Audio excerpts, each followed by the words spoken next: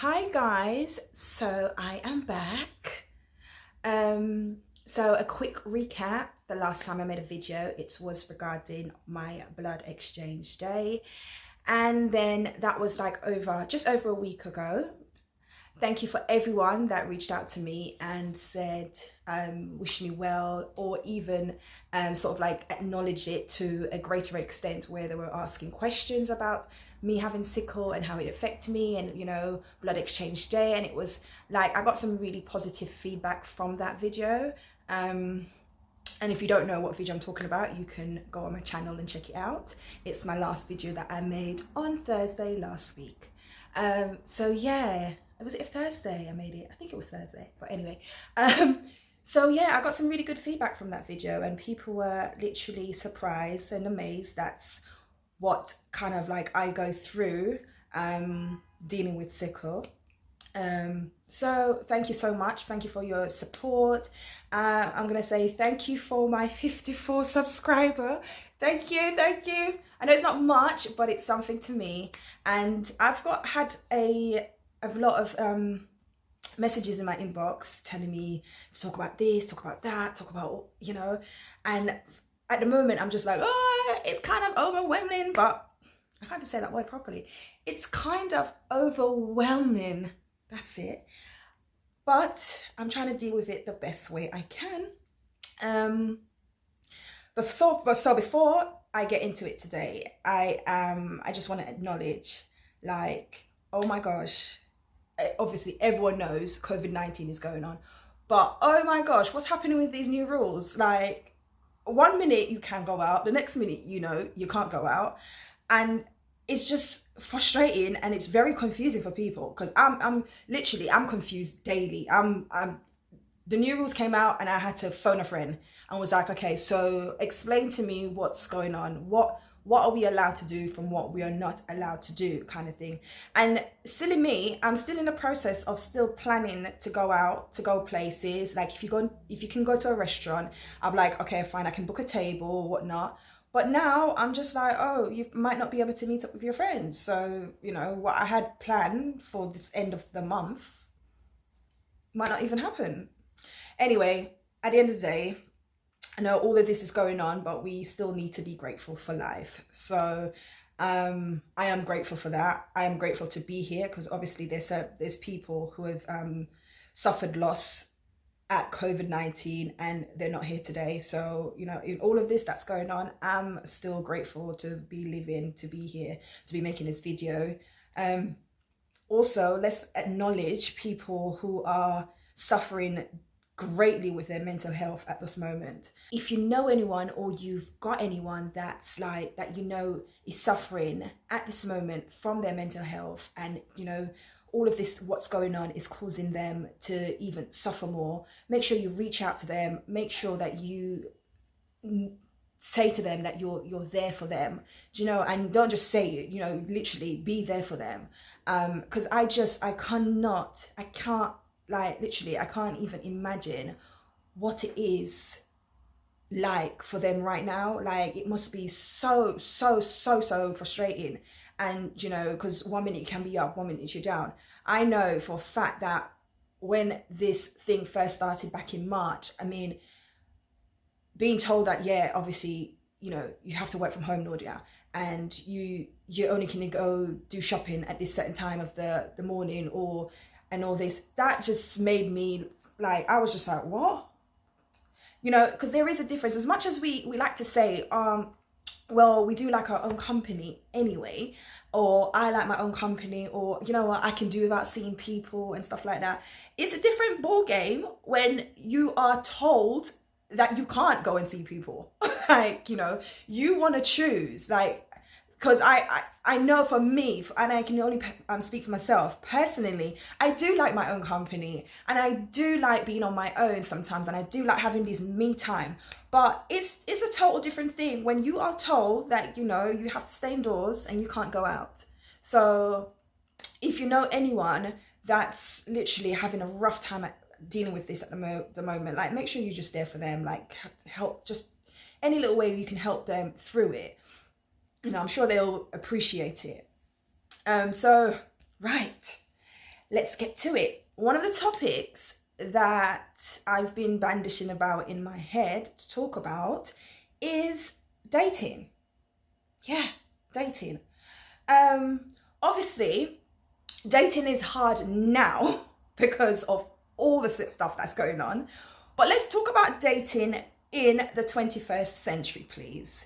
Let's talk about how hard it is. I think this is my opinion. I think that human beings just complicates things. We have a way, we literally have a way of making things so much more complicated than it actually needs to be. I just remember dating, and sorry, before I get into it, people, if anybody's out there in a nice relationship and marriage and stuff like that, and think that, I wish I was single to spice up my life a little bit, don't do it. There's too much rules and regulation out here. There's just too much rules and regulations out here in the dating game. Like, people make up and change the rules as they go along. On every single date, there is a rule change. Like, you can't even keep up no more. So literally just stay where you are, yeah, because it's like a minefield out here in the dating world. Obviously, when I was dating. Okay, so before we get into the bit about when I was dating, let's talk about, where do you go to meet someone? Where would people go? Where do people nowadays go? Where do single people go nowadays to meet someone? Because I can speak, okay, let me just speak for myself. I drive to work and drive back home, right? So I start work, I'll be on the road from about, say, 7:30. Depending on what time I finish work, I'll be driving back home about 6:30. So unless I am meeting someone at work, in work, where else am I meeting someone? Okay, on the weekend, I'd like to just lay down on my sofa and just chill, because I'm just like, yeah, I work hard and, I just want to relax. So unless he's just going to break in or scale up from my balcony and come into my house and meet me, where was I meeting someone? So therefore, I joined a online dating app. And I just thought, okay, maybe I can meet someone on this dating app. And luckily I did. Eventually, because I was there and I was deleting that app and reloading it and deleting it, because I'm just like, you know what, yeah, Lord, what is these men's that is on here? Like, let me refresh them. Like, sending the new batch or something like that. Like you're frying dumplings, like, come on, let's get a new batch in the fire or something. So like, meeting someone is one hurdle. That's just like just one little hurdle. Then the next hurdle is when you meet someone and you're in like that talking stage and what I find nowadays is, and I'm going to tell on the men on office, stop it. What I find nowadays, right, is like, guys, they like to text. What's this? People don't want to have a conversation no more. You know what? Yeah, I don't know what it is. And I can't even say it's old school, because I like to have conversation. I like the phone calls. I like texting. It gets boring. It gets very boring after a while. And, you can't really feel someone out via texting. Like, okay, so for instance, you're going to tell someone, oh, I really like you, and I'm enjoying our time that we've been spending together and our conversations that we'll be having, and you're going to text that. Like, I can't hear you, I can't hear the tone, I don't know how you sound when you're telling me that. Like, I don't know, because you've texted. Anybody can pick up a phone and text that. Like, my whole thing is like, you have to find time to have conversations. Like, texting only can get you thus far. It really can only get you to a certain place. For me, I'm just speaking for myself, because I know that there's females and males out there that they love the whole texting thing. I can't do it. I can't. It's just not me. So for me, I think that texting in past experience, texting gets you that far. And after that, I'm just bored and I switch off, because I can't be bothered with people that just the tech in my ears are ping, ping, ping. No, it's not going to happen. I don't like it. So after meeting someone, the talking stages, then, okay, fine. We've got issues, like, not even issues, because I think human beings are making an issue. Like, who's paying? when you go on the first date? Who's paying? Who's to pay? And then that becomes a big old hoo-ha. Like, I believe if you're the man and you've asked me out on a date, I'm the female, like, you've asked me out on a date, why are we going halves on this first date? Like, excuse me, I beg your pardon. Why are we going halves on the first date? Like, you're the man, you've asked me out on the date, like, you know, know the lay of the land. Yeah, so know the lay of the land, like, know if you can afford it to begin with, because I'm not saying, it's not everybody pocket is long, yeah, so you just swim in your own lane and date who is in your lane, innit? But know the lay of the land. I don't understand why it's become now, and I've seen it more and more as we've gone, is men saying, oh, we should go halves.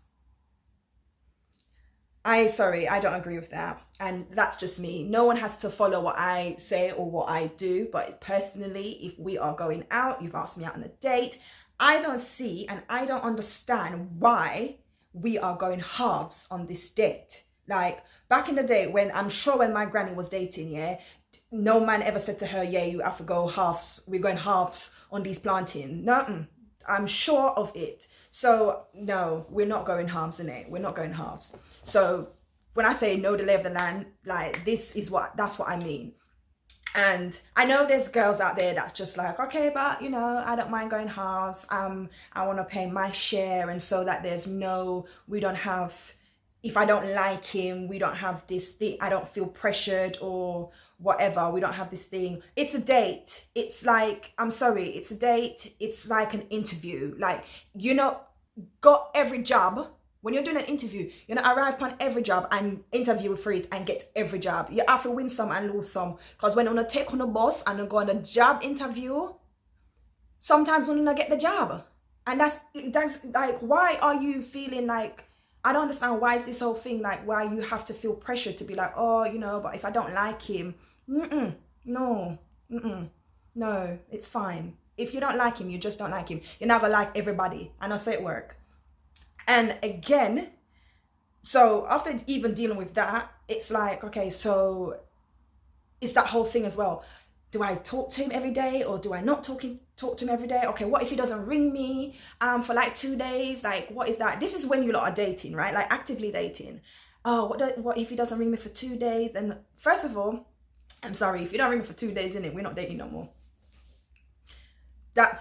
We're dating. Like, why would you not want to check in on the person that you're dating, like, just to see if they're alive? Like, cow ass, fat, dead, everything. Like, why wouldn't you want to check in on that person and ask them? And it works both ways. It works both ways. But if I'm the person that's actively checking in constantly and I'm not getting nothing back, then it's just like, you know, it's not gonna work out, my friend. Like, it's fine, because we both, on the communication level, we're obviously both on different playing fields, and I don't think that's, you know, that can run.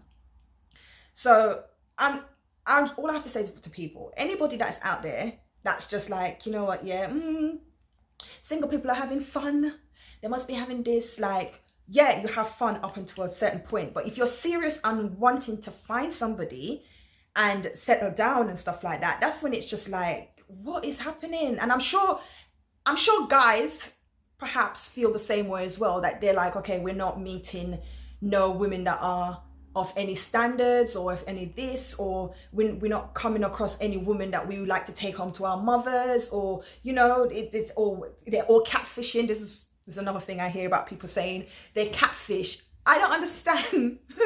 I don't understand this whole catfish thing. Yeah, so catfishing, like, and I mostly hear about stories from my guy friends that talk about girls catfishing them, and I don't even know why I'm laughing. I'm just like, I've just thought about a story. Like, one of my friends, I was talking to him the other day, and he was just like, yeah, he was catfish, and her teeth wasn't nice, and her belly was big. And before anybody come at me and say, oh, you know, fat shaming or whatever, no, it's not fat shaming. People like what they like. Let's be real. People like what they like. Yeah, some guys like fat women, some guys like slim women. That's just what it is. But like going off from him, he was obviously disappointed, and I'm just like, I'm trying to work out. So how did you not know that her teeth was not nice? Oh, because in all her pictures she did not smile. Okay, fair enough. And how did you not know her belly was big? Oh, because she always take picture at an angle and like you never see the bottom half, which I think is perhaps a red flag anyway, but who am I to judge? But yeah, so guys say girls catfish, and in some instance, I think, and I can believe that it is true. However, when you're looking at somebody's picture and you see a whole lot of filter upon it and all them something, like, as a man, I don't understand what goes through you guys' head, or like, because I know that I'll be scrolling in Instagram and there's certain times when I'm just like, oh God, too much filter there, love. And I've seen that person in real life, so I know what that person looked like. And I know that, you know what, yeah, to be honest, if there was ever any sort of missing person report and they had to post up your little Snapchat filter picture, nobody will be able to find you, because they'll be looking for a completely different person. Like, so in a sense, I can really believe that, yeah, there's some females that catfish. The only catfish stories that I've heard from women are the ones in terms of they thought that the man's head shape was nice, because in all his pictures, obviously he was wearing a hat, he constantly wears a hat, and then when they meet the man and they took off the hat, his head shaped like a Hovey's bread. Like, it's never happened to me personally. Like, I haven't gone on a date where I've met somebody online and they didn't look like the person in the picture. I must say, I did go on one date and the guy said this is another thing. Why on a man have to lie about on a height? Like, come on, man. Cha. I went on a date with a guy who claimed, as no word of a lie, I'm not even making this up. He claimed that he was 6'2". 6'2". And you don't understand how this hurt my soul, because I arrived in heels, because I'm just like, yeah, the man is 6'2". I'm 5'9". With my 5-inch heels, it ain't nothing. We're good. And I was towering over the man. The man was 5'8". And I'm not shaming nobody with no height, or if they don't have any height or whatever. But guys, you don't need to. Why una have to lie about una height? Una don't think so we are gonna soon. Like, come on. And even thinking about it, I'm just like, and I got dressed up just to be towering over you. And then he had the cheek. The man had the cheek to say to me I was too tall. No. But yeah, like the dating world out there right now, as we speak, it's so complicated. There's so much tricks. There's so much rules. There's so much hoops that you have to jump through. Like, you know, just so, for me personally, just so that you can find someone that you like, and then to see where it goes. I'm sorry, it's a minefield and it's crazy.